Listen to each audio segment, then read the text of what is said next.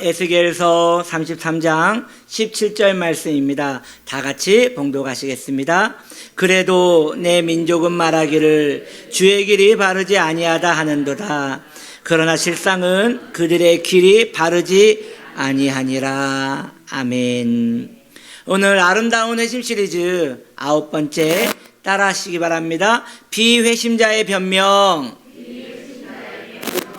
이라는 제목으로 함께 은혜를 나누기 원합니다. 먼저 우리 교회에 우리 조용찬 목사님과 두 분의 따님이 이렇게 교회에 방문해 주셨습니다. 매우 영광스럽게 생각합니다. 여러분 박수로 환영해 주시기 바랍니다.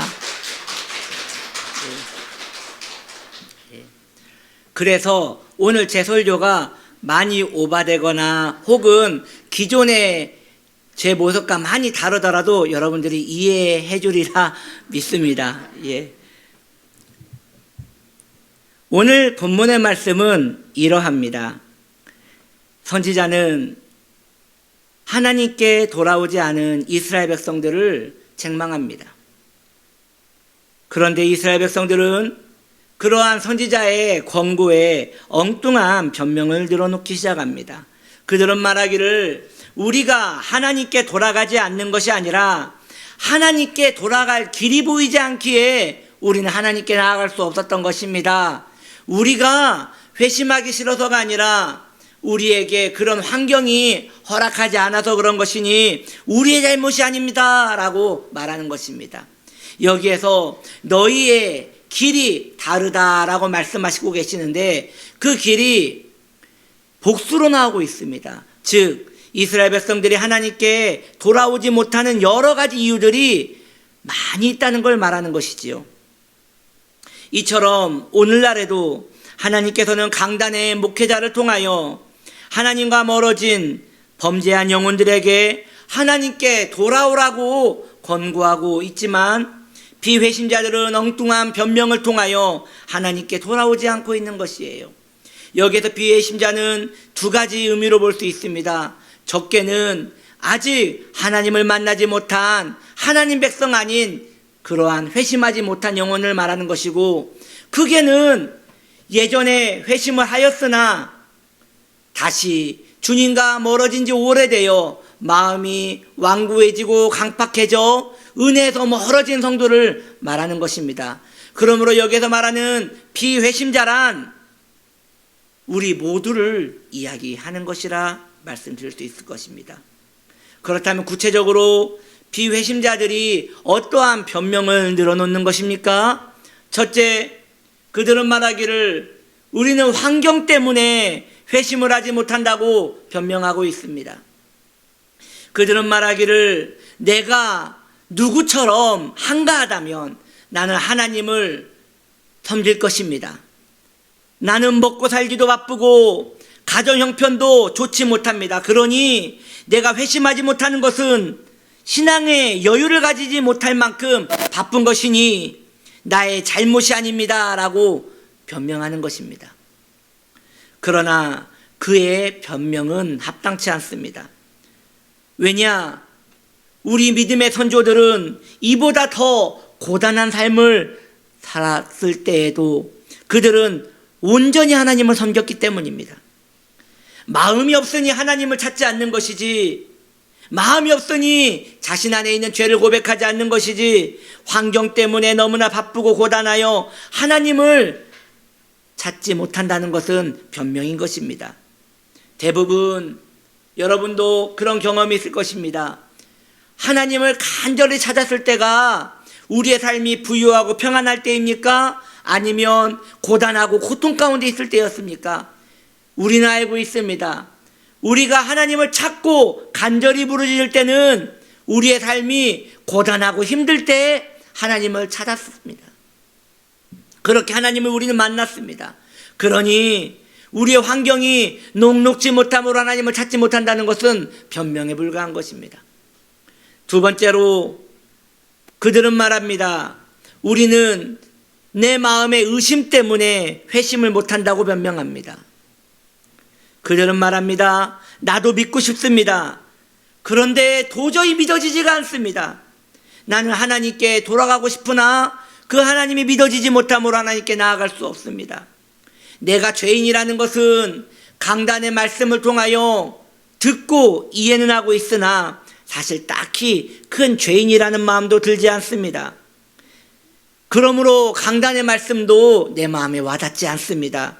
나는 회심을 하고 싶지만 내 마음에서 일어나는 이 의구심으로 말미암아 신앙의 확고함이 생기지 않으니 내 잘못이 아니라고 생각합니다 라고 말합니다.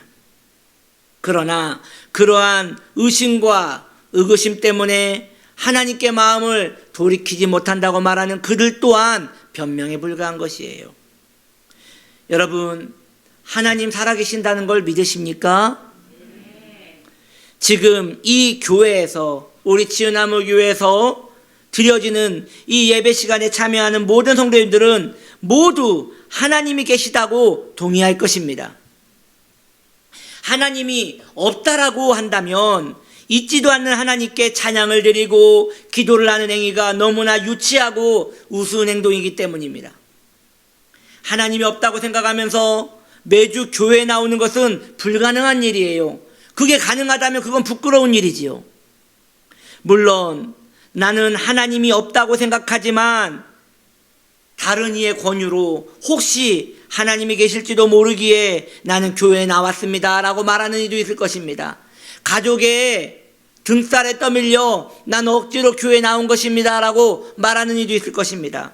그런데 방금 그 혹시 라는 것도 하나님이 계시다는 전제하에서 일어나는 것입니다. 그러므로 여러분이 교회에 나와 예배를 드린다는 것은 하나님이 계시다는 것을 믿는 것이에요. 그러니 그 하나님께 마음을 돌이키는 것은 나의 의심 때문이 아니라 내가 오기 싫어서인 것이에요. 내가 하나님께 헌신하기 싫어서인 것이에요. 그러나 하나님이 계신다고 생각한다면 그 하나님께 회심함으로 마음을 돌이키는 것이 당연한 것입니다.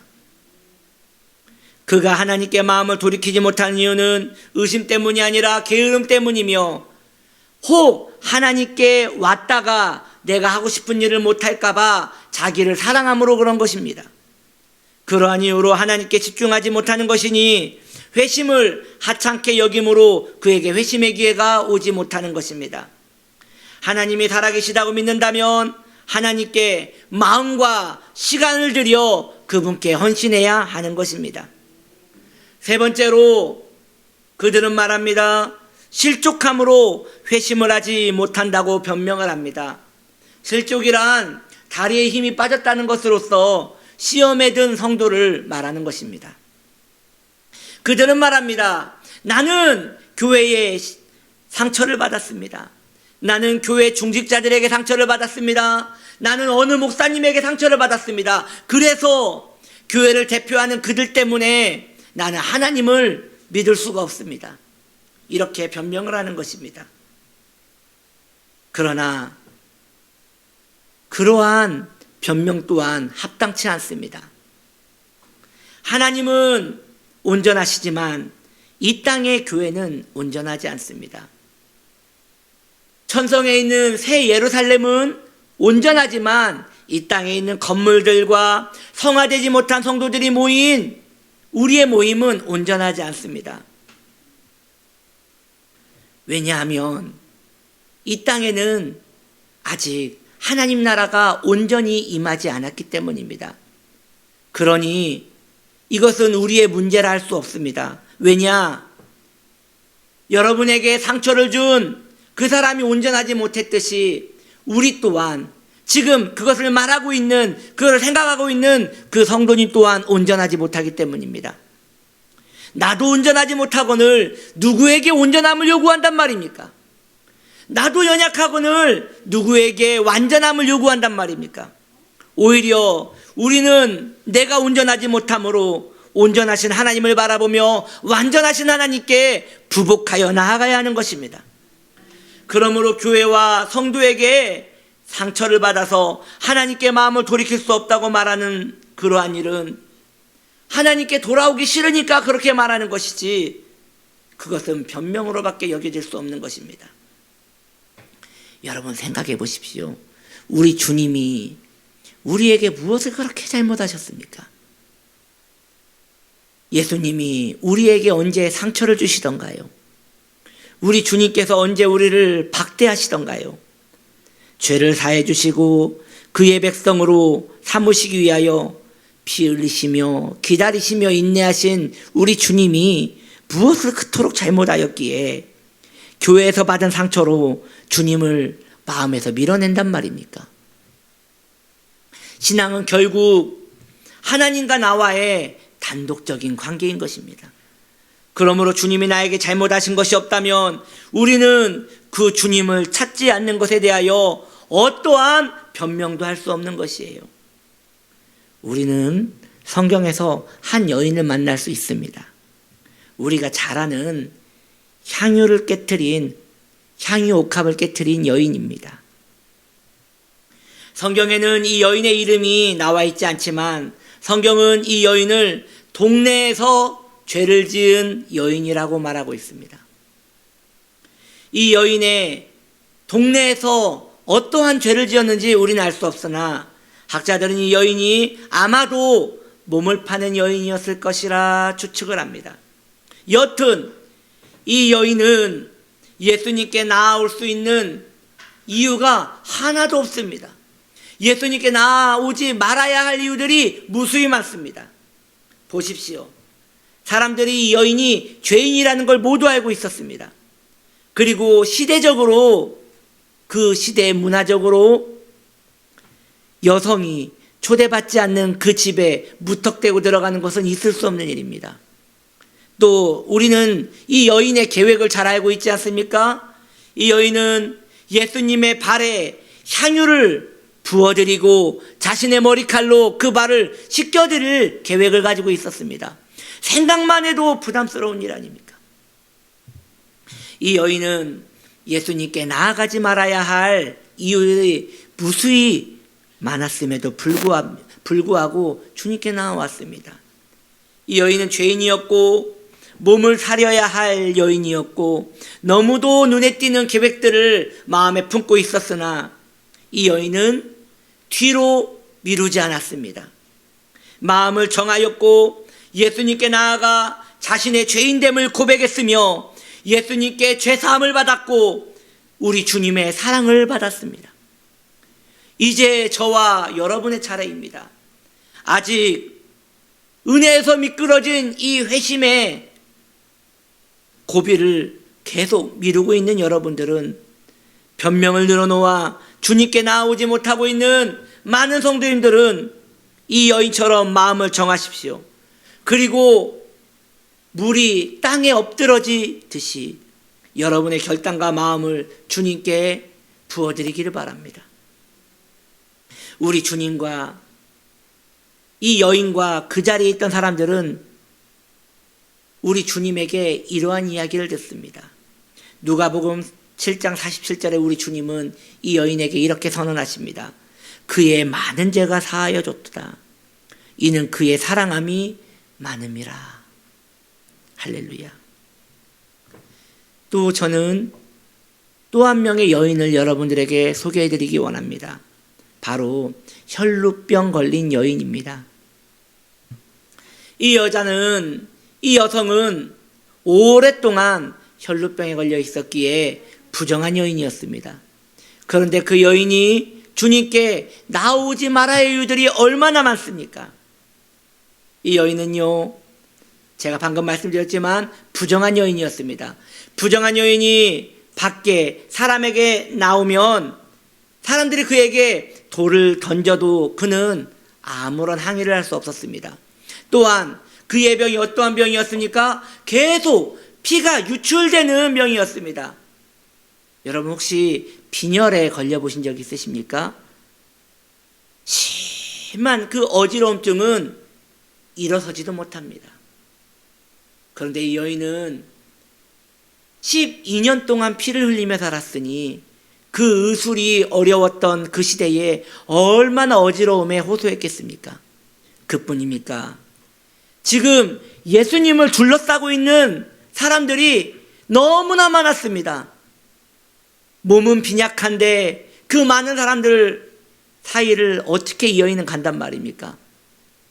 그러니 이 여인이 주님께 나아가지 말아야 할 이유들은 수도 없이 많은 것이에요. 그러나 이 여인은 마음을 정하였고 고통과 어지러움과 두려움을 이겨내고 주님께 나아가 주님의 옷자락에 손을 대었습니다. 그리고 주님의 치유와 주님의 죄사함이 선언되었고 이 여인은 새로운 인생이 되었습니다. 이것이 바로 회심인 것입니다. 저는 이제 마지막으로 한 말씀만 여러분들에게 더 드리기 원합니다. 사랑하는 성도님들이요, 곧 변명할 수 없는 날이 지금 우리에게 다가오고 있습니다. 그 사실을 여러분들이 꼭 기억하셨으면 좋겠습니다. 우리의 생명이 멈추는 날, 그때에 심판이 있을 것입니다. 주님의 소유로 남아있는 영혼들은 주님 안에서 영원한 안식을 누릴 것입니다. 그러나 끝내 마음을 완고하게 하여 회심을 하지 못하고 그 심판을 맞이한 사람들은 영원히 후회할 일을 만나게 될 것입니다. 저는 지금 여러분들에게 지옥에 관하여 말씀을 드리는 것입니다. 사랑하는 성도님들이요, 아파서 학교 못 갈 수 있습니다. 또 사정이 있으면 직장도 쉴 수 있습니다. 우리가 이 세상을 살면서 필요에 따라 우리는 무수한 핑계와 변명을 가지고 살아갑니다.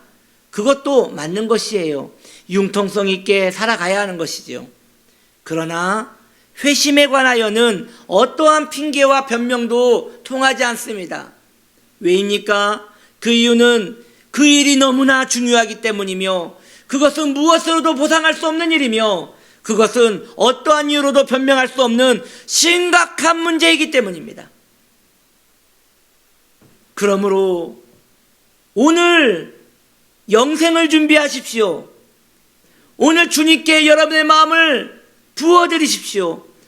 향유옥합을 깨뜨린 그 여인과 같이 어지러움을 이겨내고 주님께 나아간 그 혈루병 걸린 여인과 같이 주님께 오늘 나를 만나달라고, 오늘 나를 치료해달라고, 오늘 나를 이 죄에서 건져달라고 나아가십시오. 주님께서 여러분의 회심의 손길을 거절하지 않으실 것입니다. 기도하시겠습니다. 잠깐 나오죠.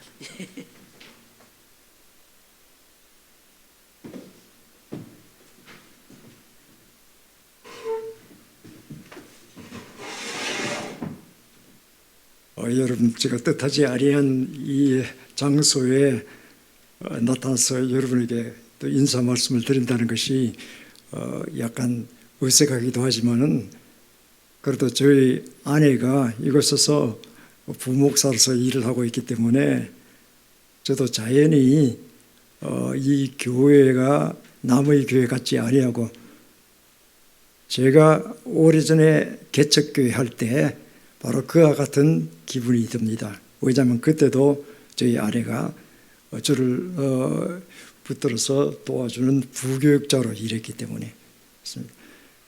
개척교회를 한다는 것이 정말 쉽지 않습니다. 해보지 않은 사람 모릅니다. 사람들이 죽는 것이 가장 어렵다고 이야기하는데 아마 죽는 것까지는 아니지만 죽는 것 다음으로 힘든 게 개척이 아닌가 저는 그렇게 생각합니다.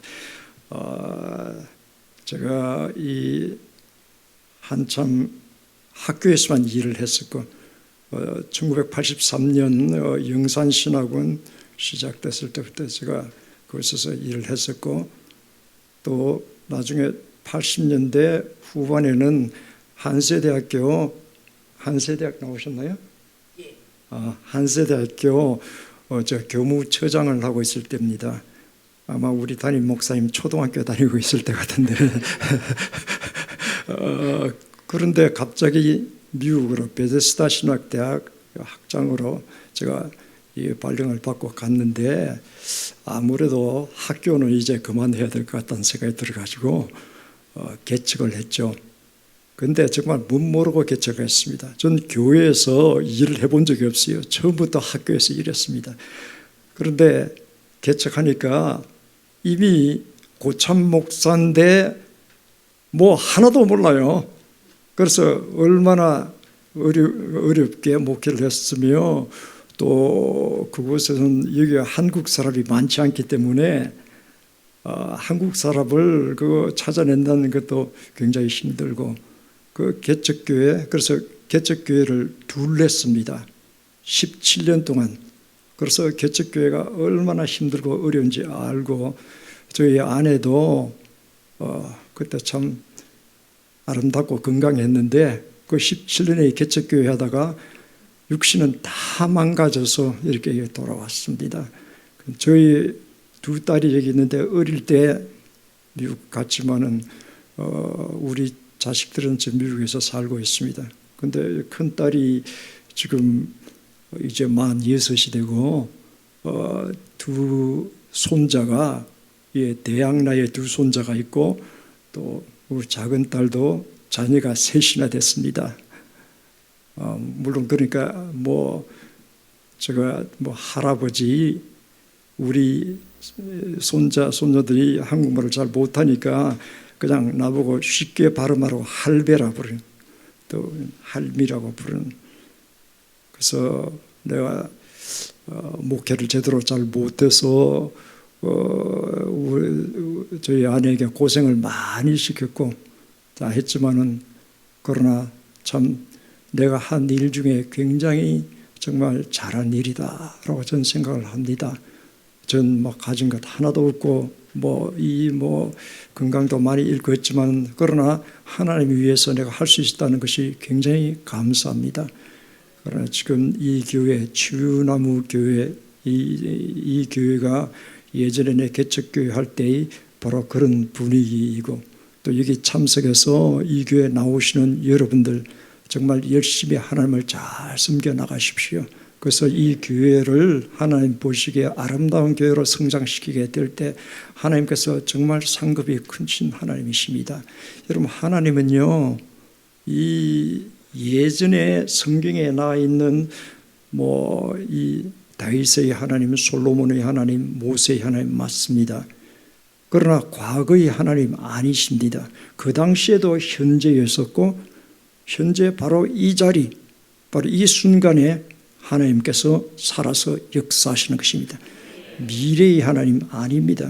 하나님은 항상 현재입니다. 제가 깨달은 것이 바로 그것입니다. 바로 현재 이 자리에서 이 순간에 우리 기도를 들으시고 응답하십니다. 과거에 이르셨습니다. 또 우리 기도할 때 미래형으로 기도 많이 합니다. 하나님 이것이 언젠가 이루어 주실 줄 믿습니다. 그건 아니에요. 그건 우리 하나님은 바로 현재의 하나님입니다. 모세도 기도하고 났을 때 바로 현재 그 순간의 하나님이셨습니다. 하나님은 영원히 현재의 하나님이십니다. 바로 이 순간에 이 주나무 교회에서 우리 기도를 들으시고 응답하시며 목사님의 말씀 가운데 기름 부으시는 하나님은 현재의 하나님이시고 응답하시는 하나님이시며 축복의 하나님이시라는 것을 믿으시길 바랍니다. 우리 목사님 위에 하나님께서 크게 축복하시고 여러분 연합하셔서 이 교회가 있음으로 말미암아 이 주위가 다 복을 받고 이 나라가 반드시 큰 복음이 제2파의 복음의 물결이 다가와서 이 나라로 하여금 땅끝까지 말씀 전할 수 있도록 이 나라가 세계 최강의 나라가 될 것이다 라는 믿음을 가지고 매일마다 기도합니다. 바로 내 때는 기도하는 때이고 바로 이 순간에 이루어지는 때입니다. 여러분 바로 이것을 가지고 나아가서 여러분이 바로 있음으로 말미암아 주위가 다 복을 받는다라는 나는 복 있는 사람이라는 확신을 가지시고 이 교회는 복 있는 교회라는 확신을 가지시고 나아가시면 이 교회 담임 목사님 중심으로 모여야 됩니다. 내가 지금까지 수많은 교회 다니면서 외국에 미국 또 유럽 여러 나라에 다니면서 제가 집회도 많이 해봤지만은 교회 가운데서 제가 담임 목사님 중심으로 딱 모인 교회는 반드시 부흥합니다. 그러나 그러지 않고 사람 많이 있으나 서로 그냥 각자 의견이 갈려서 이런 교회는 절대 부흥하지 않습니다. 가장 강력하게 담임 목사님 중심으로 모인 교회는 내가 알기로는 여의도 순복음교회였습니다. 그래서 여의도 순복음교회가 세계 최고의 교회가 된 것입니다. 담임 목사님 중심으로 딱 모였기 때문에 하나님 나라 위해서 놀라운 일을 더 많이 할 수 있었던 겁니다. 그래서 이 교회도 그러하여서 담임 목사님 중심으로 모여서 하나님께 영광을 돌리며 수많은 사람을 구원시키며 주위가 다 복되게 만드는 여러분 모두가 다 복 있는 사람 되기를 예수 그리스도의 이름으로 축원합니다.